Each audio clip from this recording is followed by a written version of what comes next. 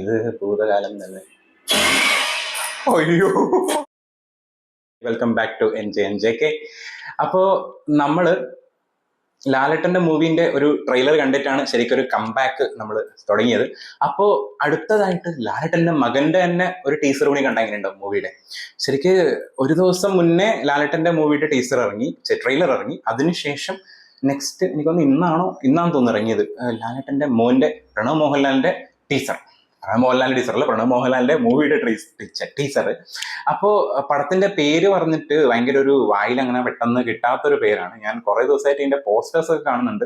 ഭയങ്കരമായിട്ട് പേടിപ്പിക്കുന്ന രീതിയിലുള്ള പോസ്റ്റേഴ്സ് ആണ്, ഒട്ടും മനസ്സിലാവാത്ത രീതിയിലുള്ള പോസ്റ്റേഴ്സ് ആണ് അങ്ങനെയുള്ളത്. ആൻഡ് ഇതിന്റെ എടുത്തു പറയേണ്ടതെന്ന് വെച്ചാൽ ഡയറക്ടർ എന്ന് പറയുന്നത് നമ്മുടെ രാഹുൽ സദാശിവനാണ്. നമുക്കറിയാം ഭൂതകാലം, ബ്രഹ്മയുഗം, അതിനുശേഷം വരുന്നൊരു എഗെയിൻ എന്തോ ഒരു ഹൊറർ സാധനമാണെന്ന് തോന്നുന്നുണ്ട്. അപ്പൊ എന്തായാലും തമ്മിൽ തന്നെ ഏകദേശം പ്രണവ് മോഹൻലാൽ തല തിരിഞ്ഞൊക്കെ നിൽക്കുന്ന ഒരു രീതിയിലുള്ള എന്തോ ഒരു സാധനമാണ് വായക്കപ്പളം ഇങ്ങനെ നിൽക്കുന്നുണ്ട്.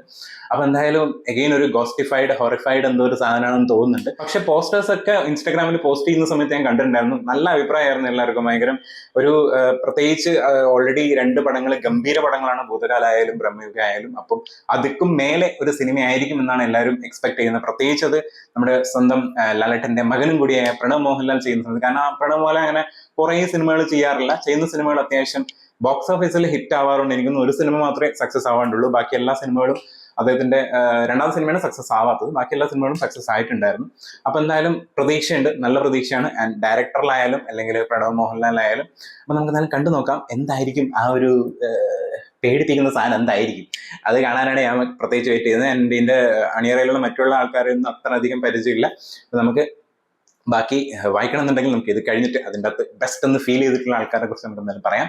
നമുക്ക് നേരെ ആ ഒരു ടീസർ കാണാം. DS ഈറെ എന്ന മൂവിയുടെ പേര്. ഇത് ഏത് ഭാഷയാണെന്നുള്ള ഒരു കാര്യത്തിൽ ഒരു സംശയമുണ്ട്. നൈറ്റ് ഷിഫ്റ്റ് സ്റ്റുഡിയോസ് ആണ് പ്രൊഡക്ഷൻ വരുന്നത്. ദ ഡേ ഓഫ് റാത്ത് ആണ്. അപ്പൊ നമുക്ക് എന്തായാലും നേരെ കാണാം. Teaser presentation. അപ്പൊ അങ്ങനെ ഞാൻ ചെന്ന് കാണിക്കും.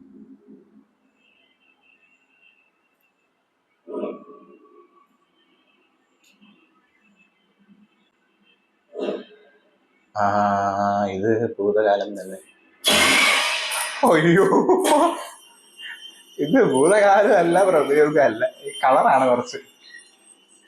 ആഴത്തിലുള്ള വെറുപ്പോ ആഗ്രഹമോ ബാക്കി വെച്ച് ഒരാൾ മരിച്ചാൽ അയാളുടെ ആത്മാവ് പൂർണ്ണമായിട്ട് പോയിട്ട് പോകാറില്ല.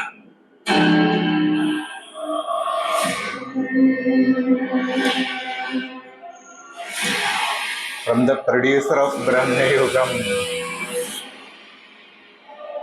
എന്റെ മോ, അവർ ഉപയോഗിച്ചിരുന്ന വസ്തുക്കളിലൊക്കെ അവരുടെ സാന്നിധ്യം കൂടുതലായിരിക്കും.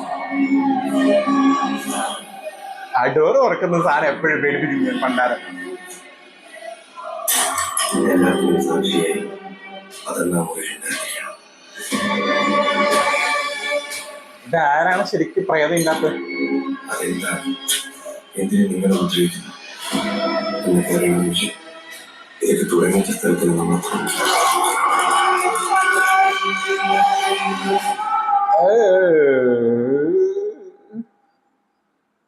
No no no no no, വേണ്ട വേണ്ട വേണ്ട വേണ്ട വരണ്ട, ആരും വരണ്ട. എല്ലാ മോനെ. Written and directed by Rahul Sadasivan. ഓ, ടീസറിൽ തന്നെ ആ ഒരു ഹൊറിഫൈഡ് സാധനം ഗംഭീരം കേട്ടോ, ഗംഭീരം. ഒരു രക്ഷയില്ല. കട്ട വെയിറ്റിംഗ് പടത്തിന് വേണ്ടിയിട്ട്. കാരണം നമ്മൾ പറഞ്ഞു ഹൃദയപൂർവ്വത്തിന്റെ ട്രെയിലർ കണ്ട സമയത്ത് ജസ്റ്റ് തിയേറ്ററിൽ നന്നായിട്ട് കാണാൻ പറ്റുന്ന ഒരു ഫീൽ ഗുഡ് മൂവി ആയിരിക്കും എന്ന് വെച്ചിട്ട് ആ ഒരു സംഭവമാണ് തന്നെങ്കിൽ ഇതിൻ്റെ അകത്ത് ടീസറിൽ തന്നെ ഭയങ്കരമായിട്ടുള്ള ഒരു സാറ്റിസ്ഫാക്ഷൻ തരുന്നുണ്ട്. ഓഹ്, ഇത് ആരാണ് ശരിക്കും ഇതിൻ്റെ അകത്ത് ഗോസ്റ്റ് എന്നുള്ള സാധനം ഒന്നും പറയാൻ പറ്റില്ല. കാരണം ഭൂതകാലത്തില് പ്രേതത്തിനെ കാണിച്ചോ ഇല്ലയോ, കാണിച്ചില്ല എന്നല്ല, അങ്ങനെ എന്തോ ഒരു സാധനമായിരുന്നു ഉണ്ടായിരുന്നത്.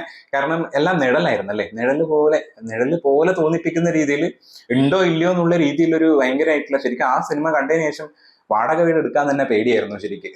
റെന്റ് ഹൗസ് എടുക്കാന്ന് പറയുന്നത് ഇപ്പൊ നിൽക്കുന്ന റെന്റ് ഹൗസ് ആയിട്ടാ. പക്ഷെ എന്നാലും ആ ഒരു സംഭവം ഭയങ്കര പേടിപ്പിക്കുന്ന ഒരു സംഭവമാണ്. ആൻഡ് നമ്മുടെ ബ്രഹ്മയുഗത്തിലാണെങ്കിലും ആ ഒരു ബ്ലാക്ക് ആൻഡ് വൈറ്റ് മോഡൊക്കെ ക്രിയേറ്റ് ചെയ്ത് നമുക്ക് ഗംഭീരമായിട്ട് പെർഫോം ചെയ്ത് നമുക്ക് ഭയങ്കരമായിട്ടുള്ളൊരു ഒരേ സമയം സസ്പെൻസ് ഉണ്ട്, ത്രില്ലർ മോഡ് ഉണ്ട്, ഗോസ്റ്റിഫൈഡ് ഹൊറിഫൈഡ് സാധനങ്ങളുണ്ട്. ഇതിൻ്റെ അകത്ത് അങ്ങനെ തന്നെയാണ്. ആ ഒരു സസ്പെൻസ് ഫാക്ടറും ഉണ്ട്. കംപ്ലീറ്റ്ലി ഒരു നമ്മൾ ചില സിനിമകളുടെ ട്രെയിലർ അല്ലെങ്കിൽ പ്രത്യേകിച്ച് ഹിന്ദി മൂവീസിൽ ഇറങ്ങുന്ന ബോളിവുഡിൽ ഇറങ്ങുന്ന സമയത്തുള്ള മൂവീസിൽ നമ്മൾ കാണാം, ചിലപ്പോൾ ഒരു ഹൊറർ കോമഡി ആയിരിക്കാം, അല്ലെങ്കിൽ അതിൻ്റെ അകത്ത് ഹൊറർ എന്നൊക്കെ പറയുമ്പോൾ ചില സമയത്ത് ഓൾറെഡി ഡയറക്റ്റ് അങ്ങ് വന്ന് പേടിപ്പിക്കും നമ്മളെ. പക്ഷെ അത് കാണുമ്പോൾ വലിയൊരു പേടി വരൂല. പക്ഷെ ഈ കാണാതെ കാണിച്ച് പേടിപ്പിക്കുന്നില്ല. ഇപ്പൊ ഇതിനകത്ത് നമ്മൾ പ്രണവ് മോഹൻലാലാണ് കൂടുതൽ കണ്ടേക്കണം. അപ്പൊ ഇനി പ്രണവ് മോഹൻലാൽ തന്നെയാണ് ഇതിൻ്റെ അകത്ത് ഗോസ്റ്റ് എന്നുള്ള കാര്യം അറിയില്ല. പക്ഷെ ആ ഒരു പറഞ്ഞ രീതി, ആ ഒരു നരേഷനിലാണ് നമുക്ക് ഭയങ്കരമായിട്ട് പേടിപ്പിക്കുന്നത്. അതിന്റെ ഒരു നല്ല നല്ല ഗംഭീര ഷോട്ട്സ്, ആ സ്കോർ പോകുന്ന രീതി, നൈറ്റ് ഷിഫ്റ്റ് സ്റ്റുഡിയോസ് എന്ന് കാണിച്ചപ്പോൾ തന്നെ ഒരു പേടിപ്പിക്കുന്ന ഒരു സാധനം ഉണ്ടായിരുന്നു. ആൻഡ് ഞാൻ കണ്ടേക്കണത് രാഹുൽ സദാശിവന്റെ പേര് ഇൻസ്റ്റാഗ്രാമിൽ എന്തോ മാറ്റ് കിങ്ങോ അങ്ങനെ എന്തോ അദ്ദേഹത്തിന്റെ പേരിൽ ഞാൻ തോന്നുന്നു അങ്ങനെ എന്തോ ഇട്ടേക്കണത്. സോ ആ ഒരു മാറ്റ് സംഭവം ഉണ്ട്, മാറ്റ്നസ് ഉണ്ട് ഇതിനകത്ത് കാണാൻ വേണ്ടിയിട്ട്. എന്തായാലും തിയേറ്ററിലൊരു ഓളം ഉണ്ടാക്കും സിനിമ. കാരണം എന്ന് വെച്ചാൽ ഇപ്പൊ കണ്ടപ്പോൾ തന്നെ ആ ഒരു ജസ്റ്റ് ഒരു സ്പീക്കറിൽ വെച്ചിട്ട് നമുക്ക് എഫക്ട് കിട്ടുന്നുണ്ടെങ്കിൽ, അത്രയും ഗംഭീരമായിട്ടുള്ള ഒറ്റ സ്പീക്കറിലാട്ടോ വെച്ചേക്കണേ, അതിലൊരു എഫക്ട് ഇത്രയും കിട്ടുന്നുണ്ടെങ്കിൽ തിയേറ്ററിൽ ഒരു ഡോൾബിയിൽ കേൾക്കുന്ന സമയത്ത് എന്തായിരിക്കും, ഒരു രക്ഷ ഉണ്ടാവില്ല. ഞെട്ടിച്ചു. ആൻഡ് പ്രണവ് മോഹൻലാലിന്റെ ഒരു ഗംഭീര പെർഫോമൻസ് തന്നെ പ്രതീക്ഷിക്കുന്നു. അപ്പൊ എന്തായാലും ഒരു രക്ഷയില്ല. കട്ട വെയിറ്റിംഗ് പടം കാണാൻ വേണ്ടിയിട്ട്. അപ്പൊ നിങ്ങളുടെ അഭിപ്രായം എന്താണെന്നുള്ളത് നിങ്ങൾ കമന്റിൽ അറിയിക്കുക. അപ്പൊ അടുത്തൊരു പുതിയ വീഡിയോയും പുതിയ വിശേഷങ്ങളായി നമുക്ക് വീണ്ടും കാണാം. Bye bye.